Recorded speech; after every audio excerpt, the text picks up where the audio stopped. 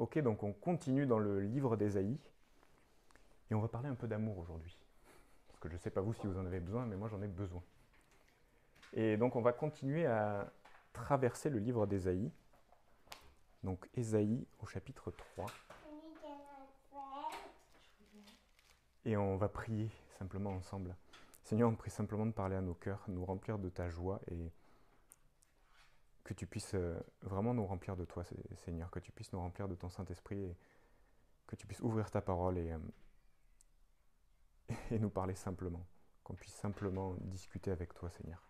On t'aime, Jésus. Amen. Et donc, on avait vu, on essaie de se rappeler un petit peu, il y a 2 mois et demi, que Ésaïe, c'était un prophète de l'Éternel, donc c'était un porte-parole de Dieu.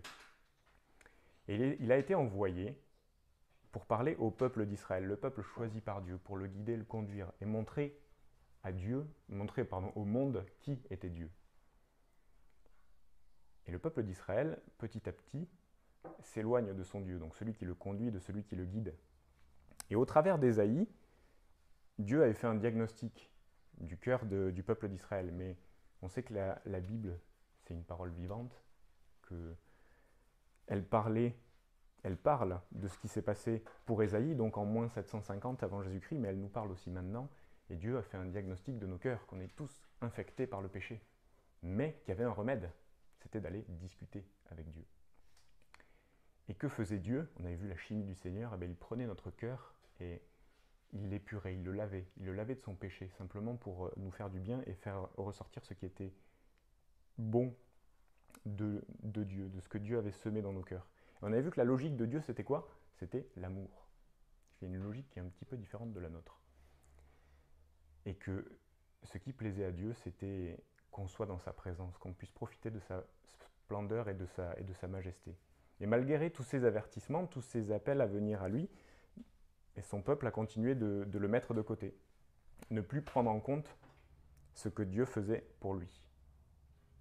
Et donc la dernière fois, on avait commencé le chapitre 3 où Dieu nous disait « Le Seigneur, le Maître de l'univers, va ôter de Jérusalem et de Juda tout appui et toute ressource de pain et toute ressource d'eau.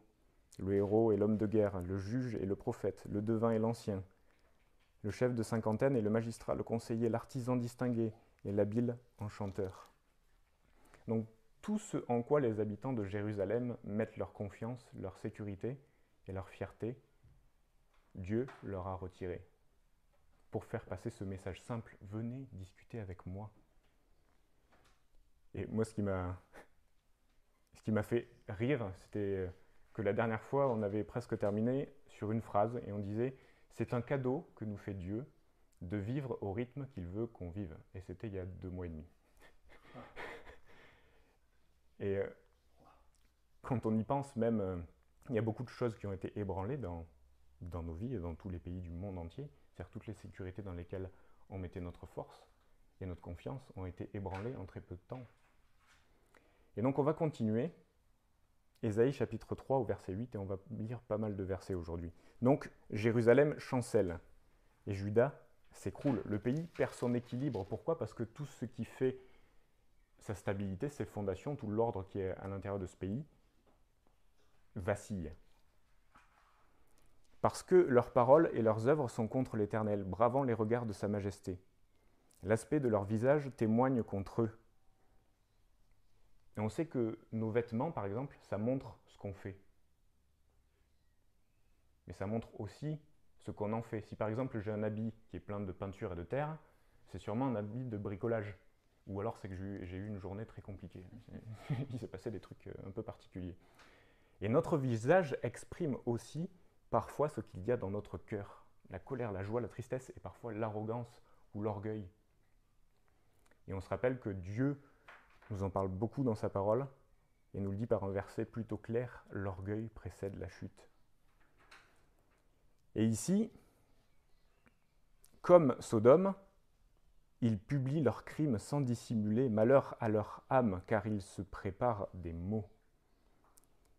Donc, je ne sais pas si vous vous rappelez, dans le livre de Jonas, Jonas devait aller voir un peuple d'Assyrie, les Ninivites. Et c'était un peuple qui était connu pour être cruel, pour être méchant, et qui aimait faire le mal.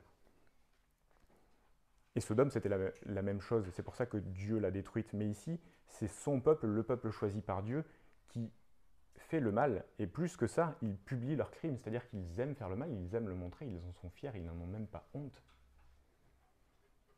Ils sont en train de semer des choses qui vont les détruire. Mais dites que le juste prospérera, car il jouira du fruit de ses œuvres. Et on sait que c'est notre foi qui nous sauve pour l'éternité. C'est notre foi qu'on met en Christ qui nous sauve. C'est notre foi qui nous sauve au quotidien, dans nos choix, dans nos paroles, dans nos actes. Et c'est Jésus qui nous donne ce dont on a besoin au quotidien. Et celui qui suit Dieu, qui lui fait confiance, qui agit avec droiture, honnêteté et intégrité, sera préservé. Mais ça ne veut pas dire prospérer ici, ça ne veut pas dire qu'on va avoir une maison avec 42 chambres, 32 salles de bain et un gros compte en banque. C'est il aura un avenir. Il pourra vivre de longs jours. Et on se rappelle ce verset dans Hébreu qu'on dit depuis plusieurs mois dans le livre d'Ésaïe. Nous ne sommes pas de ceux qui s'éloignent pour se perdre, mais nous sommes de ceux qui ont la foi pour sauver leur âme. Et c'est ce que dit Dieu. Dites que le juste prospérera, car il jouira du fruit de ses œuvres. On récolte ce qu'on sème, et ce qu'on sème dans nos cœurs. Parce que ce qu'on sème dans nos cœurs, ça va influer sur nos pensées, sur nos réactions et sur nos actes. Malheur au méchant, il sera dans l'infortune. Donc toujours, on récolte ce qu'on sème, car il recueillera le produit de ses mains. Et dans le livre de Romains, au chapitre 2, je vous le lis, la parole nous dit « Par ton obstination, parce que ton cœur se refuse à changer radicalement, tu t'amasses un trésor de colère pour le jour de la colère. » Et de la révélation du juste jugement de Dieu. Et c'est ce qui se passe ici pour son peuple. Dieu met encore en garde son peuple. Mon peuple a pour oppresseur des enfants. Une oppression, c'est quelqu'un ou quelque chose qui exerce une pression démesurée. Et moi, depuis quelques semaines, je suis réveillé par un bruit la nuit qui m'oppresse. C'est ça. Et c'est juste un petit moustique en fait. Et c'est terrible d'être réveillé par ce bruit, je trouve, parce que on ne sait pas où il est, on ne le voit pas. Même j'allume la lumière, je regarde sur les murs, je ne le trouve pas, je ne le vois pas, mais pourtant je sais qu'il est là et qu'il veut juste prendre son petit déj. Et ça m'oppresse. Bon, c'est minimisé par rapport à ce que dit Dieu pour son peuple, mais c'est simplement pour donner une idée. Et ici, Dieu dit que son peuple est oppressé par des enfants, mais ce ne sont pas des enfants qui ont 6, 7, 8 ans, non, ce sont des adultes qui agissent comme des enfants. Le mot, c'est vraiment agir ou jouer à faire l'enfant. Et des femmes dominent sur lui. Mon peuple, ceux qui te conduisent t'égarent et ils corrompent la voie dans laquelle tu marches. Les dirigeants, les responsables du peuple de Juda se comportent comme des enfants. Et pire que ça, ils corrompent le peuple. Ils corrompent le peuple choisi par Dieu. Et corrompre, c'est dénaturer ce qui est saint. C'est le changer. Et même, encore plus que ça, c'est inciter quelqu'un à agir contre sa conscience, le pervertir, l'amener à faire des choses qui sont mauvaises pour lui. Et moi, ça m'a fait penser à quoi? Un fruit une fraise qui est plus bonne. Mais au départ, elle a un bon goût, et puis si elle commence à être un petit peu passée, elle va commencer à moisir, et sa nature va être changée, elle est plus bonne. C'est un fruit qui est corrompu. Mais si on sait quelque chose sur Dieu, c'est qu'il nous aime. Il l'a montré en envoyant son Fils porter nos péchés à la croix et mourir pour nous et nous délivrer de nos péchés si on met notre foi en lui. Et il nous aime trop pour nous laisser nous éloigner de lui. Ce que disait la vidéo tout à l'heure, le psaume 107, où celui qui prie a dit qu'il est délivré de ses ennemis. Et Dieu lutte pour nous, Dieu combat pour nous délivrer de nos ennemis extérieurs, mais aussi des ennemis qu'il y a dans notre cœur et qui se mettent entre nous et Dieu. Et donc, que fait Dieu? Verset 13. L'Éternel se présente pour plaider. Il est debout pour juger les peuples. Dieu se lève pour nous défendre, pour plaider notre cause.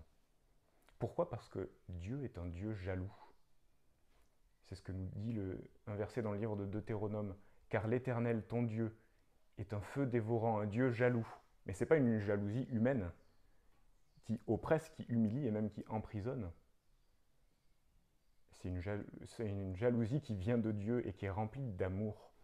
Et dans le livre de Osée au chapitre 2, Dieu nous dit « Je serai ton fiancé pour toujours, je serai ton fiancé par la justice, la droiture, la grâce et la miséricorde. Je serai ton fiancé par la fidélité, et tu reconnaîtras l'Éternel. »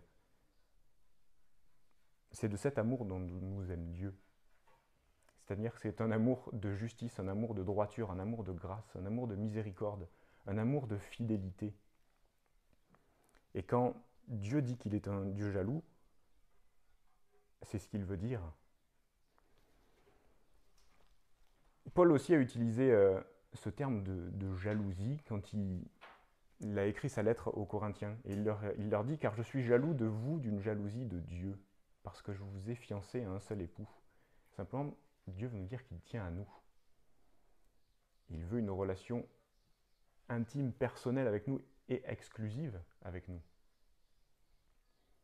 Parce qu'il sait ce qui est bon pour nous et ce dont on a besoin réellement. Et donc, l'Éternel entre en jugement, au verset 14, avec les anciens de son peuple, avec ses chefs. Vous avez brouté la vigne. La vigne, c'est le peuple d'Israël. La dépouille du pauvre est dans vos maisons. Et donc, on avait vu, au travers du livre d'Ésaïe, que Dieu nous donnait un cours d'anatomie, un cours de chimie, et bien là, il va nous donner un cours de droit. On va faire un petit peu de droit ce matin. Quand il y a un jugement, il y a des juges, il y a des accusés et des victimes. Et donc les victimes énoncent les faits et les accusés s'en défendent. Et le juge, assisté parfois par un jury, décide selon la loi si les faits dont l'accusé est accusé sont vrais ou non, et si l'accusé est coupable de ce qu'on lui reproche. Et donc ici, l'Éternel entre en jugement contre les anciens de son peuple et contre ses chefs. Les accusés, ce sont les chefs et les responsables du peuple. Les victimes, c'est le peuple d'Israël. Les pauvres et ceux qui ont besoin d'aide, ceux qui sont dans la misère. Et le juge, c'est Dieu. Mais Dieu est aussi avocat et représentant des victimes. Et voici les faits. Il dit, vous avez brûlé la vigne, vous corrompez mon peuple. Vous corrompez mon peuple, vous détournez mon peuple de moi. Vous lui apprenez à faire le mal et à se faire du mal. Et en plus de ça, vous faites mourir les pauvres, ceux qui ont besoin d'aide. Et donc Dieu dit, de quel droit foulez-vous mon peuple et écrasez-vous la face des pauvres? Et ce n'est pas n'importe quel avocat qui parle.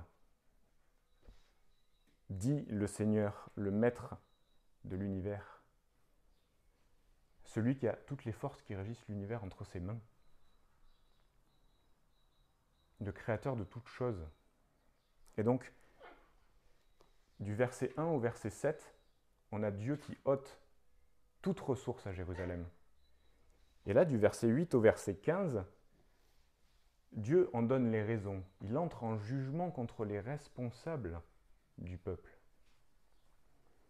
Et on va continuer, on va voir que Dieu donne encore un petit peu plus de détails sur les causes de ce jugement, et il va juger aussi son peuple. Verset 16, l'Éternel dit « Parce que les filles de Sion sont orgueilleuses, et qu'elles marchent le cou tendu, et les regards effrontés, parce qu'elles vont à petits pas, et parce qu'elles font résonner les boucles de leurs pieds, le Seigneur rendra chauve le sommet de la tête des filles de Sion, l'Éternel découvrira leur nudité. » Donc ici, Dieu va nous parler des femmes du peuple de Jérusalem. Mais les filles de Sion, ça représente le peuple de Jérusalem, ça représente les hommes et les femmes du peuple de Jérusalem. Et donc on avait vu tout à l'heure que notre visage, parfois, et même souvent, il montre nos émotions, mais aussi notre manière de se tenir quand on est face à quelqu'un, ça peut montrer comment on considère cette personne-là. Et ici, Dieu dit à son peuple, vous êtes orgueilleux, vous êtes effrontés et vous êtes autant méprisants les uns envers les autres et surtout méprisants envers ceux qui ont besoin de votre aide. Au verset 18, « En ce jour, le Seigneur ôtera les boucles qui servent d'ornement à leurs pieds, et les filets, et les croissants, les pendants d'oreilles, les bracelets et les voiles, les diadèmes, les chaînettes des pieds et les ceintures, les boîtes de senteurs et les allumettes, les baguettes et les anneaux de nez, les vêtements précieux et les larges tuniques, les manteaux et les gibecières, les sacs à main, les miroirs et les chemises fines, les turbans et les surtout légers. » Donc, ici, Dieu prend une image et en fait, on assiste à un défilé de mode. C'est littéralement un défilé de mode.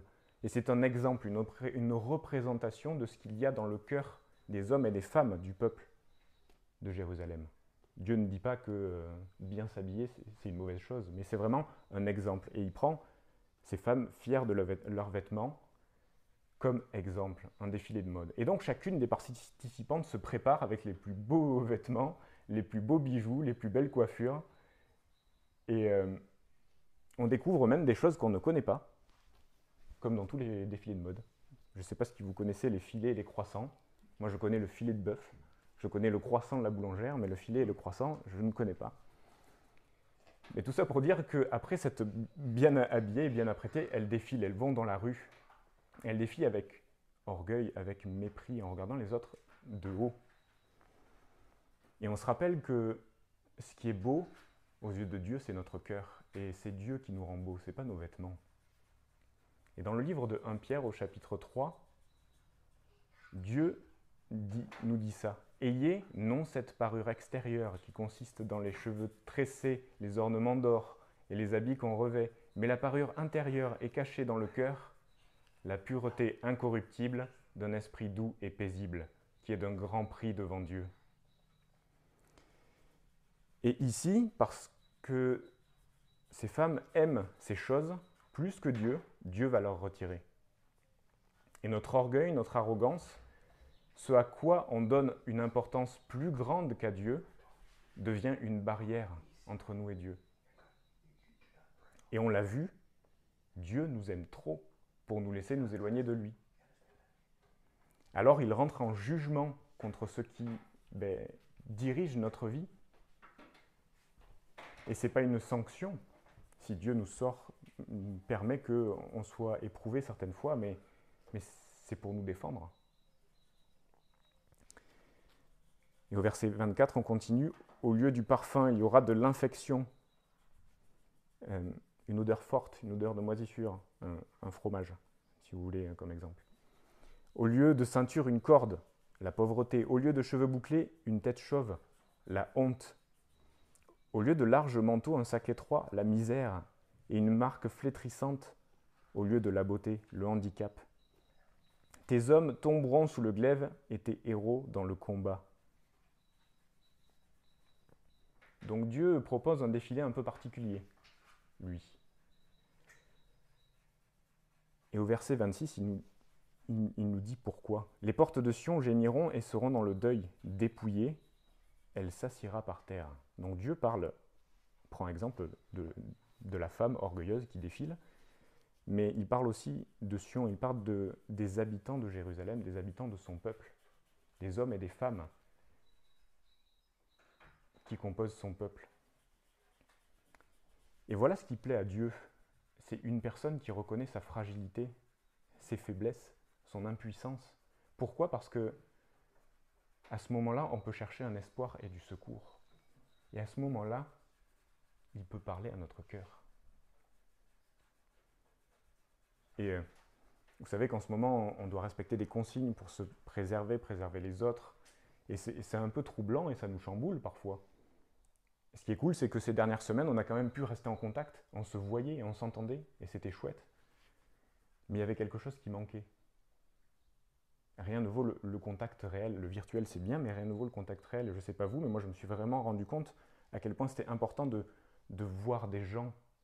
Et même, là, je suis à quelques mètres de Liam, mais c'est un contact parce que je sais qu'il est là. Et en fait, Dieu nous voit, il sait qu'on est là, il nous écoute, il nous entend, et pourtant souvent il ne peut pas avoir de relation avec nous.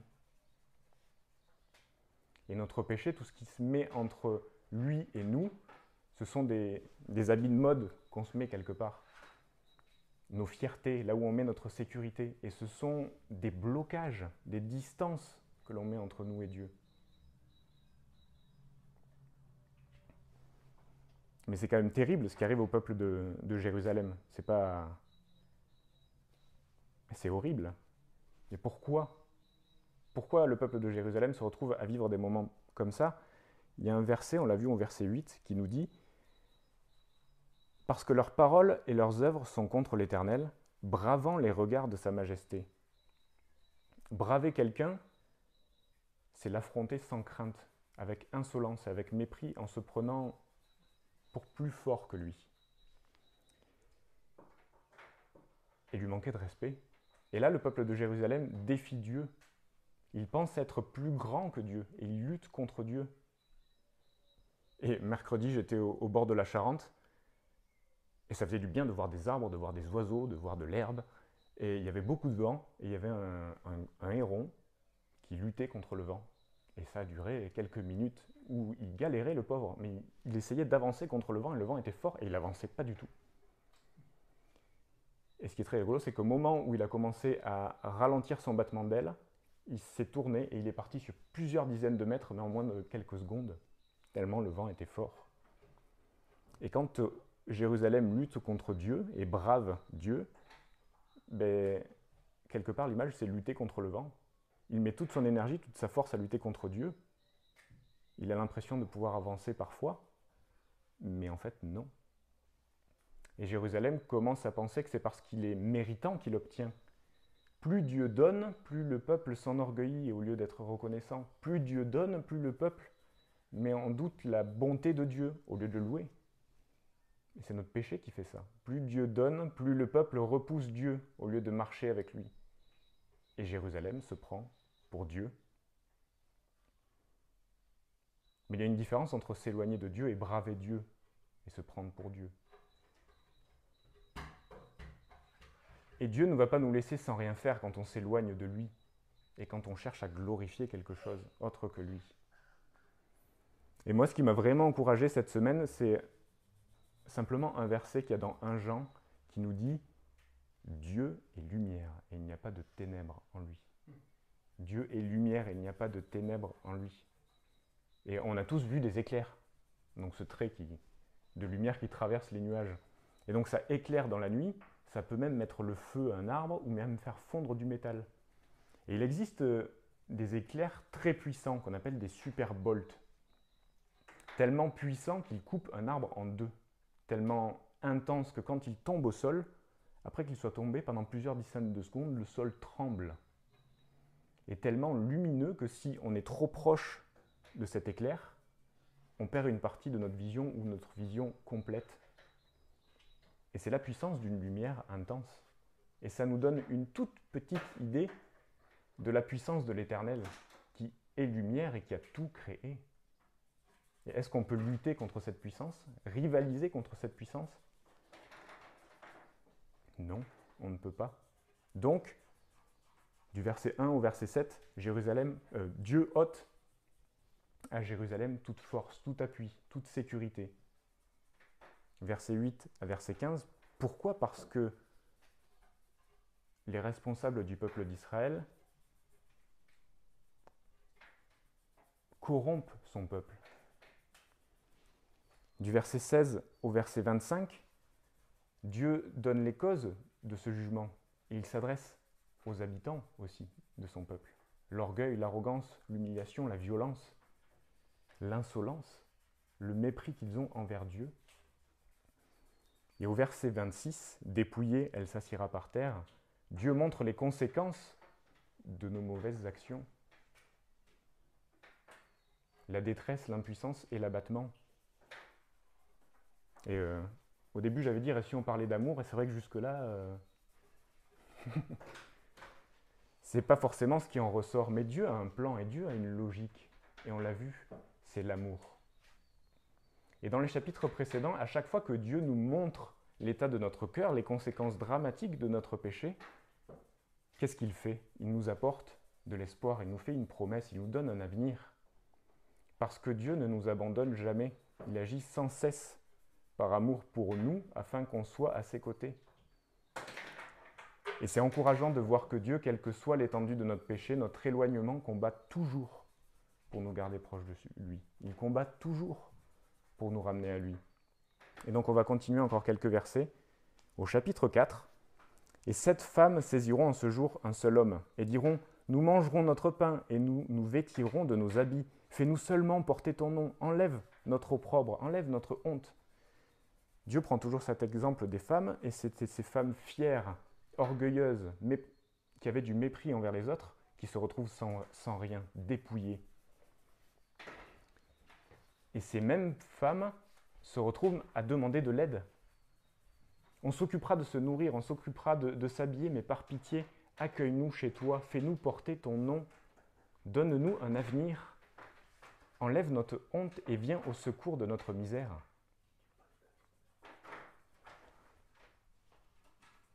Et on a vraiment un cœur dur. On a vraiment un cœur dur.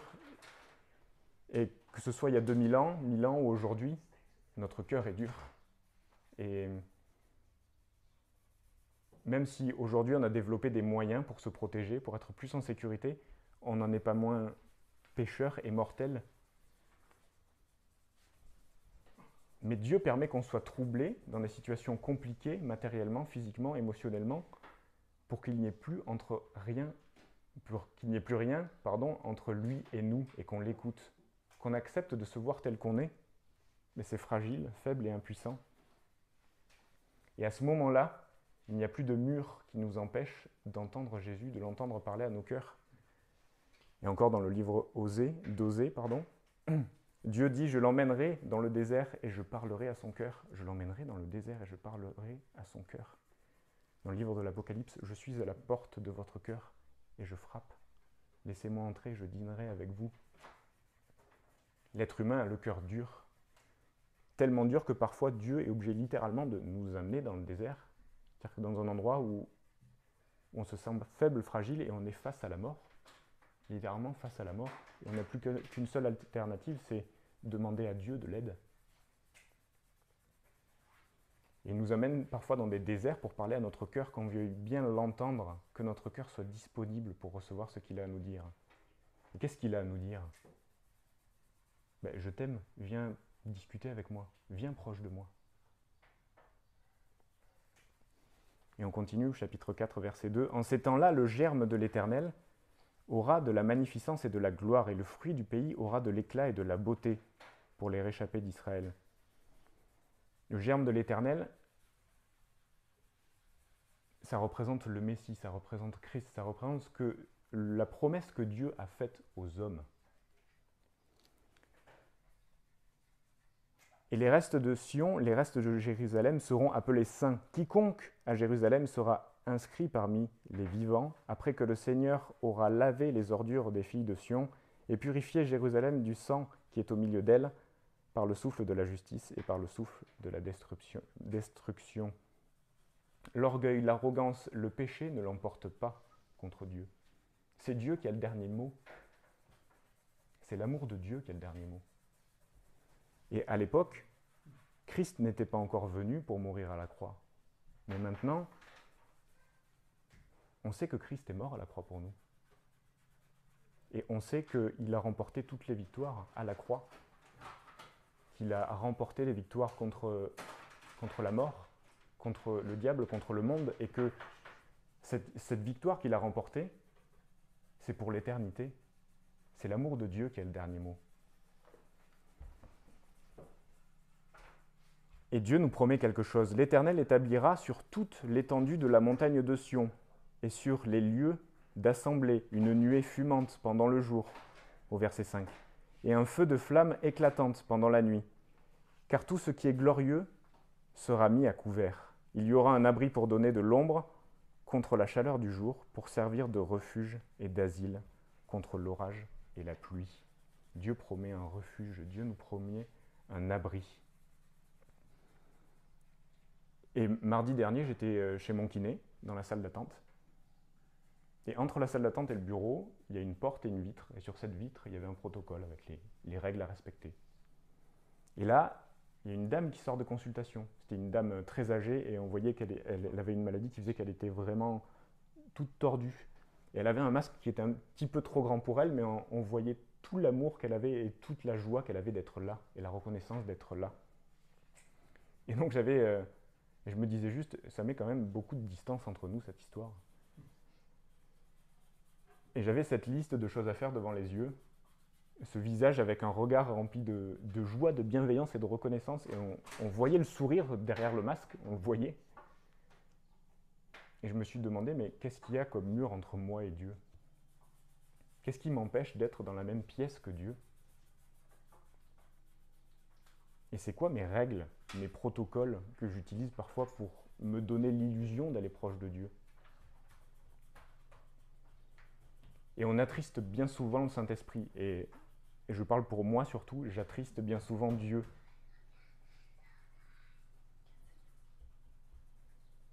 Mais Dieu n'est pas triste parce qu'on est décevant ou désobéissant. Dieu n'est pas triste parce qu'on est décevant et désobéissant. Sinon, il nous donnerait des bons points et des mauvais points et il ferait un classement, ce qui n'est pas le cas.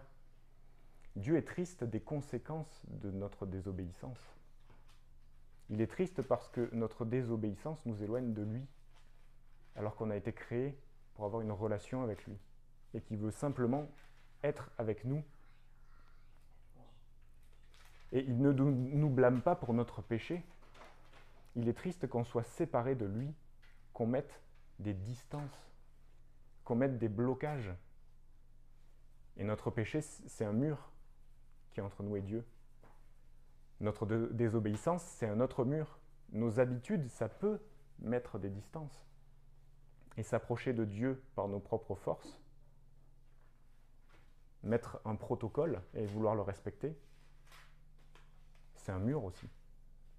Qu'est-ce que je mets comme mur entre moi et Dieu? Mais encore une fois, Dieu nous a fait une promesse, celle d'envoyer un sauveur dans le monde, le Messie, le germe de l'Éternel. Et il a accompli sa promesse. Jésus, sur la croix, avant de mourir, a dit « Tout est accompli ». Et le moyen d'aller à Dieu, avoir une relation réelle avec Dieu, c'est Jésus-Christ, qui est mort pour nous et qui est ressuscité. Et cet amour brise toutes les barrières. L'amour de Dieu brise toutes les barrières. Dieu a tant aimé le monde qu'il a envoyé son Fils unique mourir pour nous, afin que celui qui croit ait la vie éternelle. Afin que celui qui croit ait la vie éternelle. Allez à Jésus sans cesse.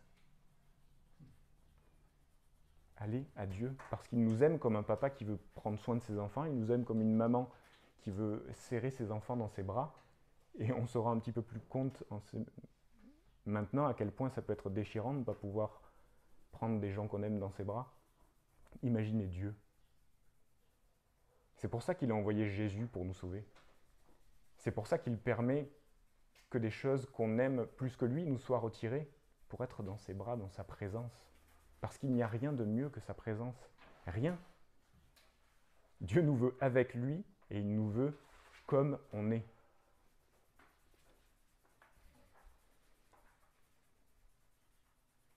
Parce qu'il veut nous garder proches de lui dans un refuge qui ne prend pas l'eau, qui ne chancelle pas, jamais.